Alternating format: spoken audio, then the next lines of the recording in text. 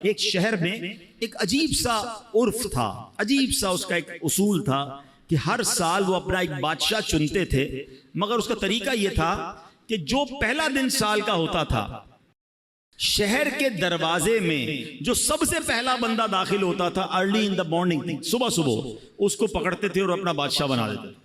تو ایک اجنبی سا شخص تھا، وہ اس کو پتہ بھی نہیں تھا، وہ شہر میں صبح صبح داخل ہوا، شہر والوں نے پکڑ لیا، مبارک ہو مبارک ہو، اس کو ہار وغیرہ پہنایا، کہ خیریت تو ہے؟ کہ آپ کو مبارک ہو، آپ ہمارے بادشاہ بن گئے۔ کیوں بادشاہ بن گیا؟ کہ ہمارا اصول ہے جو سال کے پہلے دن سب سے پہلے شہر میں داخل ہوتا ہے وہ بادشاہ۔ کہ اچھا تو کتنے ٹائم کے لیے بادشاہ؟ کہ 1 سال کے لیے۔ وہ تھا بڑا عقل مند آدمی، کہتا ہے 1 سال کے لیے؟ کہ ہاں۔ کہ پہلے جو مجھ سے پہلے بادشاہ تھے وہ سارے کہاں گئے؟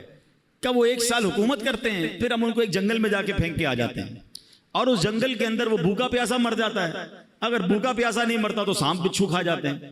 اس نے کہا اچھا۔ اب اس نے بڑی عقل بندی کی، اس نے پہلے تو پورے شہر والوں کے کام بڑے اچھے کیے، ان کے مسائل حل کیے، اور پھر غیر محسوس انداز میں اس نے اس شہر سے اس جنگل تک کا روڈ بنوایا۔ اچھا روڈ بن گیا تو وہاں اس نے لوگوں کو بسانا شروع کیا، آہستہ آہستہ کھانے پینے کی دکانیں بھی وہاں لگا دی۔ اب جب سال پورا ہوا تو لوگوں کو کہا ٹھیک ہے بھائی میرا ٹائم پورا ہو گیا، مجھے بھی اسی جنگل میں چھوڑ کے آ جاؤ۔ تو جو شہر کے بڑے لوگ تھے انہوں نے کہا آپ بڑے سمجھدار ہیں، آپ نے اس جنگل بیابان کو بھی شہر بنا دیا، ادھر بھی جناب اتنی رونق کر دی کہ ہم آپ کو ادھر بھی لے کے جائیں گے تو آپ کو کوئی پرابلم نہیں ہوگی۔ ہمیں ایسے ہی عقل مند بادشاہ کی ضرورت تھی، اب ہم سب نے مل کر فیصلہ کیا ہے آپ ہی ہمارے بادشاہ رہیں گے۔ اب بظاہر تو یہ واقعہ ہے، مگر کیا مجھے اور آپ کو ایک شہر میں نہیں جانا ہے؟ مجھے اور آپ کو ایک اور دنیا میں نہیں جانا ہے جہاں سانپ اور بچھو بھی ہو سکتے ہیں؟ اللہ ناراض ہوا تو قبر میں سانپ اور بچھو بھی تو ہو سکتے ہیں نا۔